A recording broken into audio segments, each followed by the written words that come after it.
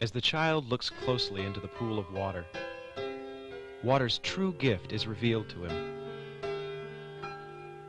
Life. Water is life.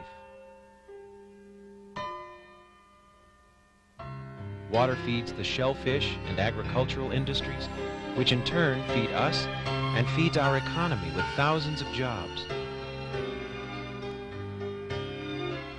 Clean water. The water we drink, the water that provides us with a quality of life that's enviable.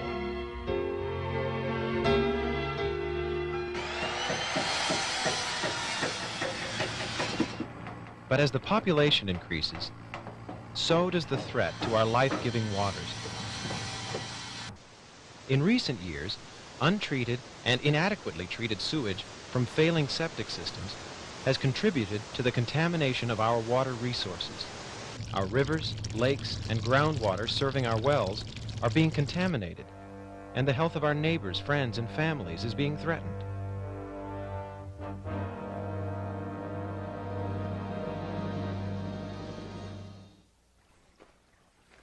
Hi, my name is Randy Hoffmeyer. Water quality is a complex issue. As a homeowner, you play an important role in helping to keep our area's water clean and pure. In fact, you own a tool that's designed to help keep our area's water clean. An on-site sewage treatment and disposal system. Your septic system. A septic system treats wastewater to a level that can be safely disposed of. When properly maintained, an on-site sewage system provides not only effective treatment and disposal of household wastes, but it can last indefinitely.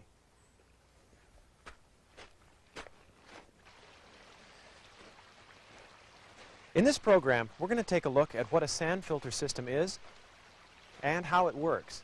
In the second half of the show, you'll learn about inspecting your system and how to maintain it so you can avoid costly problems. A properly maintained system is going to effectively treat your sewage and save you a lot of money and headaches. But before you learn how to maintain your system, you first have to understand why you have the type of system you do and how it works.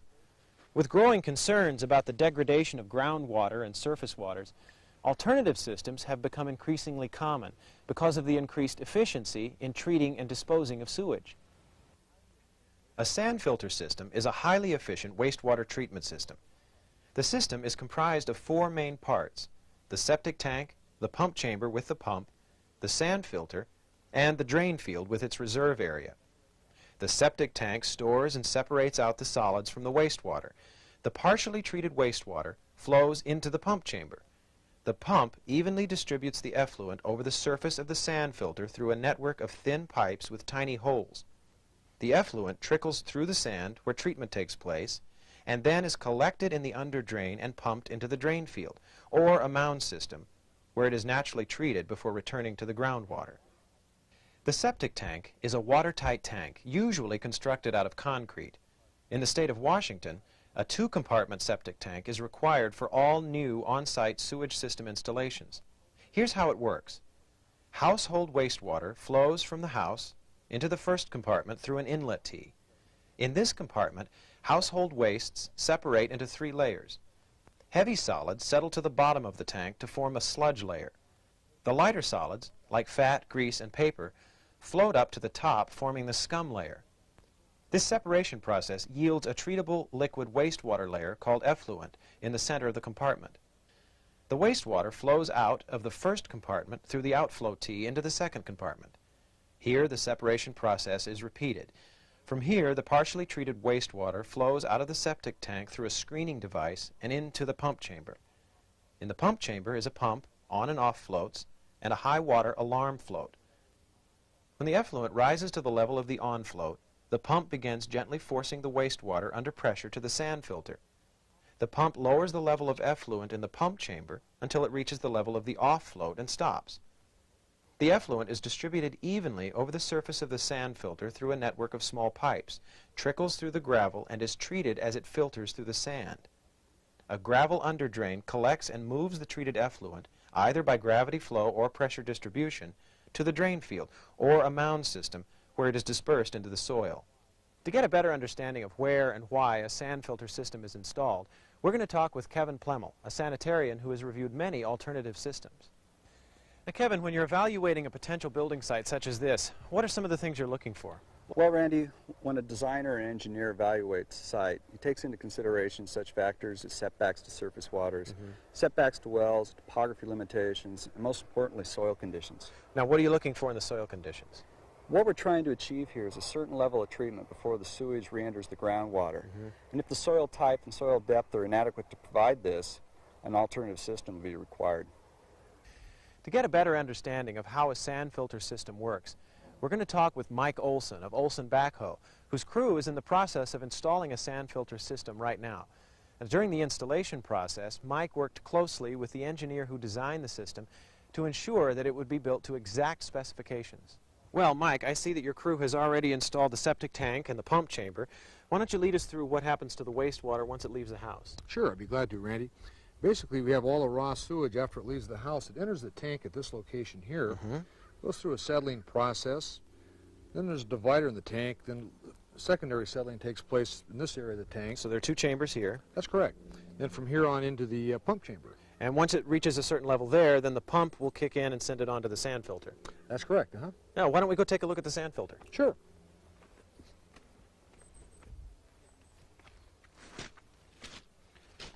Okay, Randy, what we have here is the sand filter itself. Now, this one is in a stage just prior to being covered up. As you can see, the pipe entering from the pump chamber here is then pumped out through these three laterals for even distribution throughout the length. The effluent then filters down through the drain rock and through the sand treatment medium beneath it, is then collected into this dry well and is pumped into either the mound or the drain field. Now, every system is required to have a reserve drain field area in case the main drain field area should fail. And it's also important to treat that reserve drain field the same way you would the main drain field, right? That's a very good point, Randy. You want to make sure that you don't drive or build on the drain field or the reserve area. Where is the reserve area for this system? For this system, it's right below us in this area. Now let's take a closer look at a drain field. The drain field is composed of a network of perforated pipes placed in gravel-filled trenches in the soil. Effluent is pumped through the pipes in controlled doses to ensure uniform distribution throughout the drain field. The effluent leaves the pipes under low pressure through small diameter holes and trickles downward through the gravel and is treated in the soil before it reaches the groundwater. Now that you know how your septic system works, it's important to know how to keep it functioning properly. At the beginning of the show, I said that a home septic system was a highly effective, long-term wastewater treatment and disposal system. The key to long-term effectiveness is simple routine maintenance, regular inspections, pumping when needed, and prudent use of your system. The owners of this house know they have a septic system and think it might need to be pumped.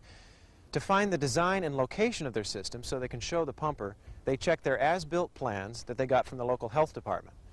Larry Kosher of Petunia Pumps is going to inspect the system to determine what condition it's in and to see if it's functioning properly. Well, Larry, I see that the homeowner has uncovered the manholes and the system's ready for inspection. Now, what are you going to be checking? When I come into a system like this, I always check the inlet and outlet baffles first to make sure that they are clean. If not, we clean those up really well. Then I go to the main chamber and I check the scum and the sludge layers to make sure the tank needs to be pumped. Now, is this inspection something that a homeowner can do themselves? Yes, it is, but they need to contact their local health officials first. Okay. While Larry checks the system, we're going to take a closer look to see what he'll be inspecting. Inside the septic tank, the sludge settles out at the bottom, the scum layer floats to the top, and in the middle is the effluent that will be pumped into your drain field for further treatment. If the distance between the top of the sludge layer and the bottom of the tee is 12 inches or less, your tank will need to be pumped. If the sludge level were to reach the bottom of the outflow tee, your system would begin pumping sludge into the drain field, clogging the pipes and the soil. If this were to happen, you would need to replace your drain field, which is a very costly process. Your tank will also need to be pumped if the distance between the bottom of the scum layer and the outflow tee is less than 3 inches and or if the top of the scum layer is within an inch from the top of the outlet tee. Well, Larry, what did you find? Does the tank need to be pumped? Yes, it does. The scum layer is really heavy, and I'm afraid if they would have waited any longer, they might have had some severe problems. What's the rule of thumb on how often a tank should be pumped? Usually we recommend every 3 to 5 years, depending on how many people are on the system and how they use their system. The important thing to remember is to have your system inspected on a regular basis to make sure that it's functioning properly. Besides checking the tank, there's some regular maintenance that needs to be done to the pump and the pump chamber. Even in a system that is in perfect working order, some large particles may pass from the septic tank into the pump chamber. All systems using a pump for pressure distribution are required to use either a screened outlet baffle or a screen around the pump to prevent large particles from entering the drain field. The screen is also used as an early warning system. If the screen plugs, it is a good indication that your septic tank has exceeded its capacity and should be checked immediately before any damage is done to your drain field. You will also need to have any solid material that may have accumulated in the pump chamber pumped out. Your pump chamber also has a high water alarm that will go off when your pump chamber becomes too full. These alarms can be located in a variety of locations, so if you don't know where yours is, check your operations manual. Inspecting your septic tank once a year, pumping when needed, and inspecting your pump chamber are important steps in ensuring a long life for your septic system. There are other steps, however, that are just as important, namely, protecting your system from damage and using it wisely. Once you know where your septic tank, pump chamber, drain field, and reserve drain field area are located, it's important to protect them. Never drive heavy equipment like cars or trucks over your drain field.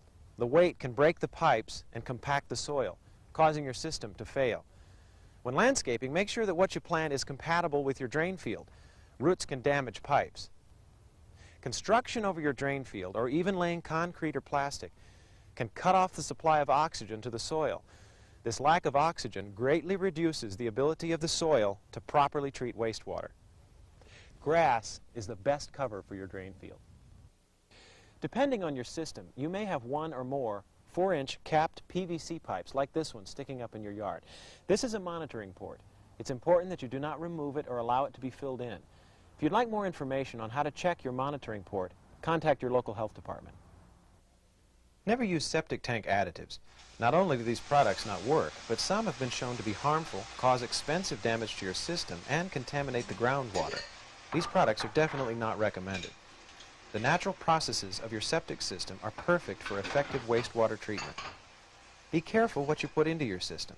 Definitely avoid putting grease in the septic tank. It builds up quickly. A garbage disposal greatly increases the amount of suspended solid material in your septic tank that can clog your drain field. If you have a garbage disposal, use it as little as possible. Do not put materials that won't easily break down in your system, such as paper towels, diapers, cigarettes, or plastics. Practice water conservation. The more water you pump through your system, the more stress you put on it. This means simply using common sense. If you have a hot tub, don't drain it into your system. Let the water run into the ground. Wash only full loads of clothes, and distribute your washing throughout the week so you don't overload the system. Take quick showers instead of baths. Fix leaky fixtures, and consider installing low-flow fixtures for toilets and shower heads. These simple practices will greatly extend the life of your system and allow it to operate at its best. Finally, divert water runoff and roof drainage away from your septic tank and drain field. The addition of extra water to your drain field area can lead to saturation. When the soil becomes saturated, it can no longer effectively treat wastewater. In this video, we've looked at how septic systems work, why you have the type of system you do, and how to take care of that system. It's easy to understand how septic systems are ignored, out of sight, out of mind. But the importance of a well-maintained septic system is obvious. By following the preventative maintenance steps outlined in this program, you'll not only be saving yourself a lot of costly repairs, but you'll be doing your part to help preserve our clean water resources. Clean water means that recreational and commercial fishing and shellfish will remain safe and abundant. Clean water means we can drink our well water free of contamination.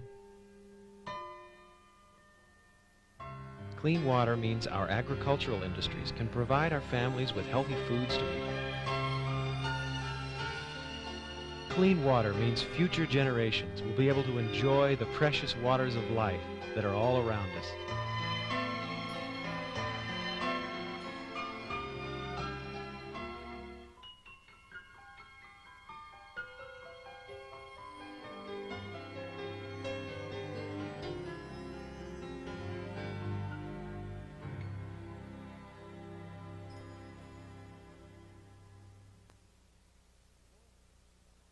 For more information about on-site sewage systems and proper system maintenance, contact your local health department.